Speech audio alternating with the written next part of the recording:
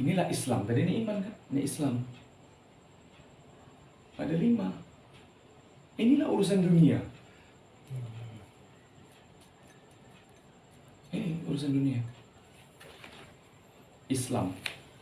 Urusannya hukum-hukum.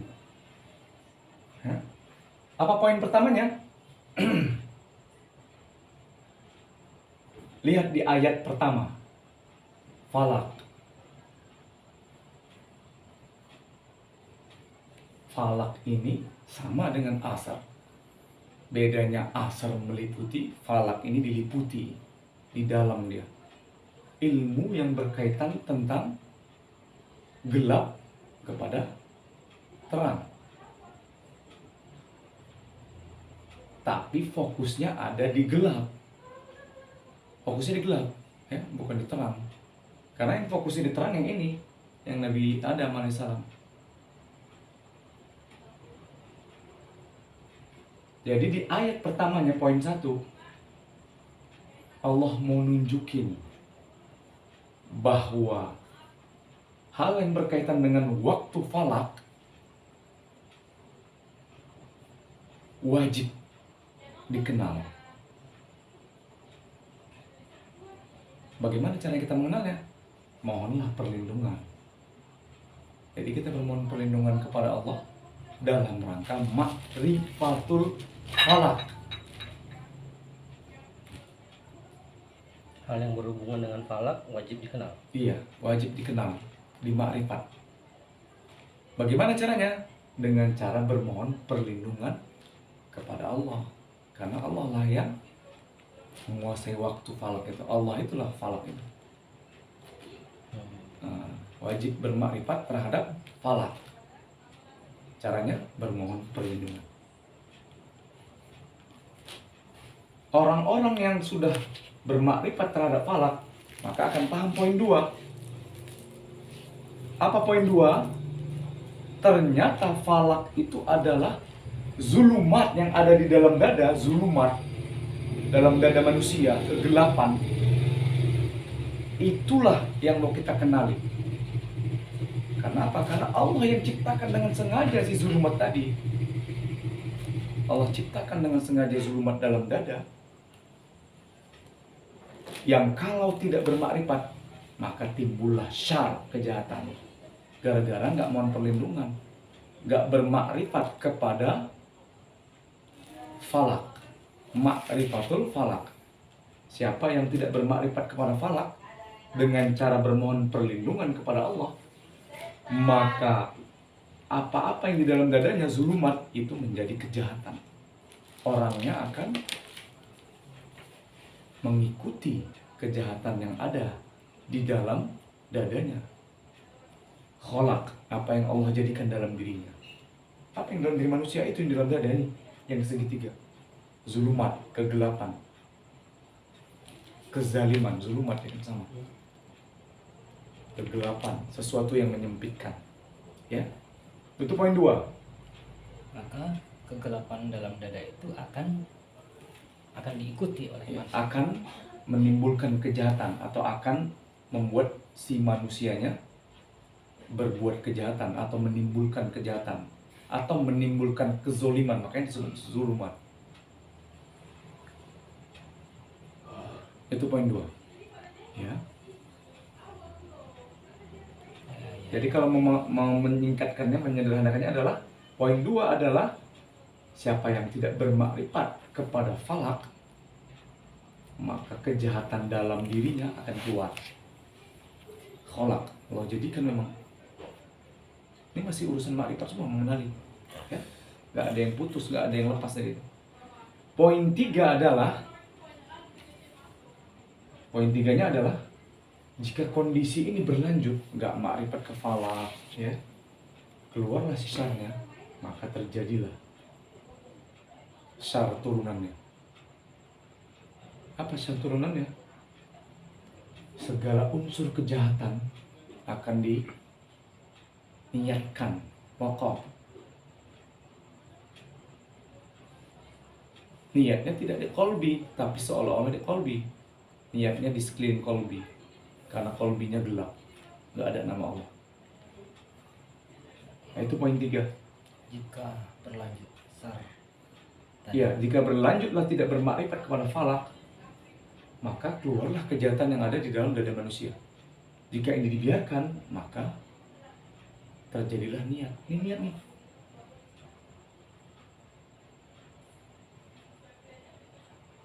Udah berkembang, udah jadi niat.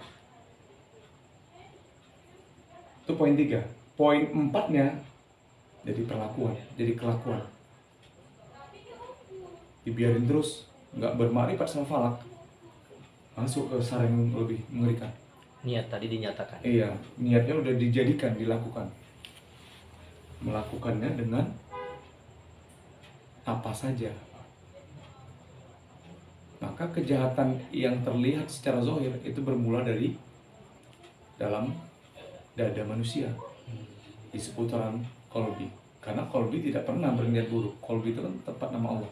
Tapi kalau nggak ada nama Allah, ya udah. Jadi gelap, dia ditutup sama kejahatan ini. Ini semua hijab.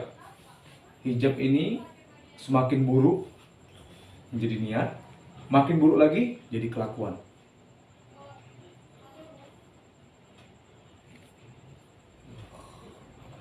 Itu poin berapa? Poin 3 ya? Poin 4. Poin akhir yang kelima. Poin akhir yang kelima ini adalah kesimpulan.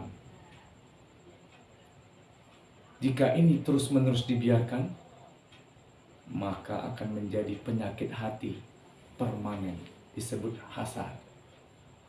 Jadi hasad itu udah penyakit permanen. Namanya permanen ya hampir mustahil untuk disembuhkan. Bahkan dalam beberapa kasus jadi mustahil karena arahnya ke munafik.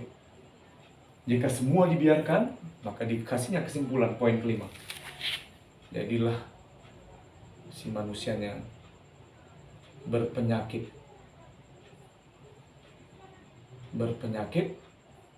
Hati. sangat kritis atau sangat berat. Jadi hatinya gelap karena ditutupi. Kalau hati sih tetap nggak bisa dimasuki sama iblis, nggak bisa, was-was nggak bisa masuk. Tapi nggak ada, gersang lah, gelap kan ditutup. Maka menjadi permanen lah. Inilah yang akan mengarah kepada munafik. Ya. Kalau yang atasnya masih kafir kan, masih kafir, masih magdu. Nanti kalau udah dolim di sini dia.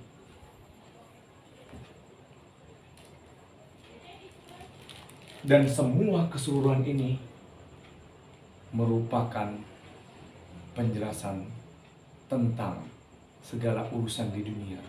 Dunia itu isinya penuh dengan ini. Jadi surah Al-Falaq itu menceritakan sejatinya urusan dunia. Atau aslinya urusan dunia itu yang dimaksud oleh surah Al-Falaq. Surah Al-Falaq itu urusan itu aja. Urusannya jahat-jahat aja. Itu aslinya urusan dunia. Maka kalau kita enggak menyeimbangkan dengan urusan akhirat, maka masuklah kita ke dalam golongan orang kafir, bahkan munafik, hingga kepada fasik dan seterusnya yang lebih parah. Demikian penjelasannya. Buatlah kata-kata kunci sebagai kopean sehingga pada saat menjelaskan, kata kunci itu yang dilihat untuk memperluas penjelasan. Satu kata kunci membutuhkan sekitar 2 hingga 5 menit penjelasan. Kalau kita udah rapi, 2 menitan udah selesai. Masuk kata kunci berikutnya, masuk. Nah, gitu. Kesimpulan akhir dari 2 ayat ini adalah keseimbangan. Maka tiadalah seorang menjadi sesuatu yang bermakrifat dengan baik kecuali si manusia tersebut memahami 2 surah kembar ini. Karena intisari dari makrifat adalah keseimbangan, dan 2 surah ini menceritakan keseimbangan. Gitu.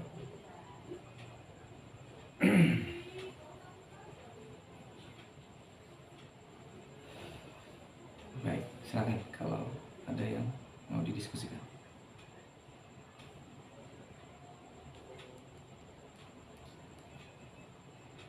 Udah berapa SKS ini Mr. Bambang di kuliah? Pada sekali. Kamu Dari sini.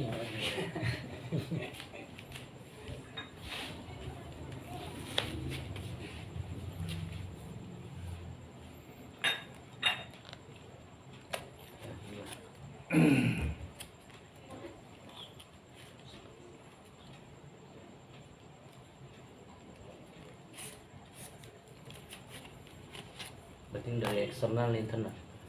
Ya, ini dalam diri manusia. Gitu.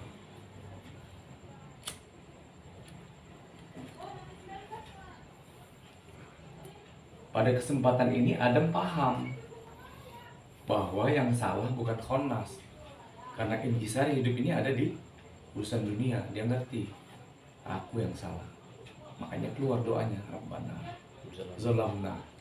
Zolamna itu dia ngerti, ya Tuhan, aku telah menunjukkan zulumat dalam dadaku, dalam diriku. Ampunkan kami ya Tuhan. Nah, di situ dia bermakrifat pada kejadian yang terlihat secara zahir buruk, syar kan, padahal ada makrifat yang Nabi Adam terima. Ternyata dalam diriku ada zulumat, ada kegelapan. Tapi aku telah terlalai di sini ya Allah, tolong ya. Jadi nggak ada yang bisa menghindari Khonas karena ada pelajarannya. Tapi bukan Khonas yang membuat kita melakukan syar, ya diri kita sendiri. Karena dalam diri manusia apa isinya? Rasa dan akal. Jin dan jin. Yang nguatin perasaan kita ya jin. Itu si rasa api tadi, sumber dari hasad. Kalau nggak ada jin, nggak ada hasad. Hasad itu ya dari api kan, sombong itu. Gitu. Izin Tuhan. Berarti ketika timbul rasa was-was, kemudian kita langsung cepat sadar dan mohon pertolongan, itu putus. Iya, kita bermohon pertolongan. Kalau dalam kalimat-kalimat yang udah kita praktekkan dengan Bismillah dan ditutup dengan Innalillah wa inna ilaihi raji'un kan gitu.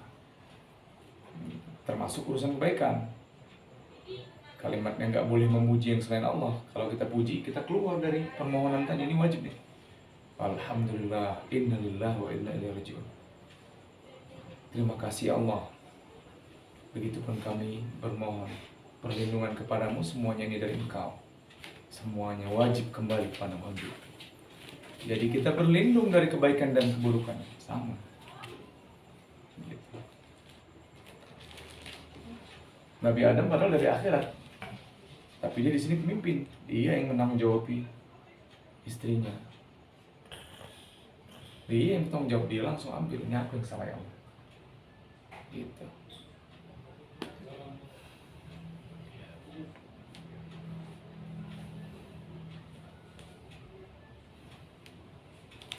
Kalau digabung dari semua yang jelasin, ringkas ini kan? Jauh. Jauh. Ini lebih Kronologis. terfokus, terarah. Pakai gambar ini bisa jelasin nih kalau nanti udah mahir. Ini gambarnya ya. Udah mahir, nggak pakai kopean. Ini gambar aja nih. Kepala manusia. Itulah sebagai urusan ilahiyah. Urusan rohani. Bukan berarti roh itu ada di kepala, enggak ya. Roh itu nggak butuh tempat, tapi keilmuannya Allah letak di kepala kita. Memang ada panca indera yang lengkapnya kan ada di sini. Ya. Ya, dikasih Allah perlambang. Nah ini kepala, di badan. Gitu. Kalaulah ini disebut sebagai iman, ini Islam, mana ihsannya? Ini ihsannya. Puncak. Iya. Ini dulu keluar.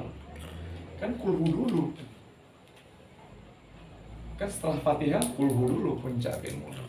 Ihsan langsung dikeluarin sama si Indo. Bukan ini dulu. Enggak. Kan belum ada Adam. Masih Sayyidina Ahmad. Iya. Ketika Adam turun, baru masuk. Berarti Tuan menikah ini risikonya menjadi double juga Tuan. Artinya kita menghadapi sisi perempuan dalam diri kita sendiri pun, dan memang perempuan yang ada di sebelah kita. Sebenarnya mencocokkan sisi Mencocokkan. feminin kita dengan si perempuan. Bukan mencocokkan dalam konteks akal kita harus cocok, bukan. Mencocokkan itu adalah apa yang dia kurang aku ada, apa yang dia nggak ada aku ada, apa yang dia ada aku nggak ada. Mencocokkan gitu. Kayak gini, bukan gini. Ini dia maksudnya. Kan dicocokin kan? Itu dia hikmah tangan gini. Bukan kayak gini. Kalau gini cakar-cakaran. Nah, gitu. Makanya nggak mungkin laki-laki ketemu laki-laki gini nih. Laki-laki perempuan.